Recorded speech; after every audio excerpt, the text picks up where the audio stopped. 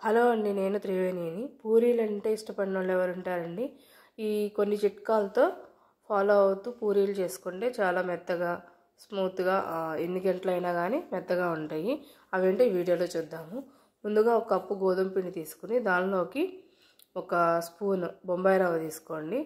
ఈ బొంబాయి రవ్వ తీసుకున్న మూలాన ఏంటంటే పూరీలు అనేవి చాలా సాఫ్ట్గా, మనము ఎన్ని గంటలైనా కానీ చాలాసేపు సాఫ్ట్గా ఉంటాయి. అలాగే దీనిలో పించ్ ఆఫ్ సాల్ట్ తీసేసుకొని మెత్తని ముద్దలాగా చేసేసుకోవాలి. ఈ మనం పూరీలు చేసే ఒక అరగంట ముందర పూరీ పిండి కలుపుకుంటే చాలండి. దానివల్ల మనకు ఆయిల్ కూడా ఎక్కువ పీల్చదు. చపాతీ పిండిలాగా గంట ముందు అలా నానబెట్టక్కర్లేదు. ఒక అరగంట ముందర నానబెట్టుకున్నా మనకు సరిపోతుంది. అలాగే చపాతీలు ఒత్తుకునేటప్పుడు మనము ఇది గోధుమ పిండి కానీ మైదా పిండి కానీ వాడతాం కదా డస్ట్గా.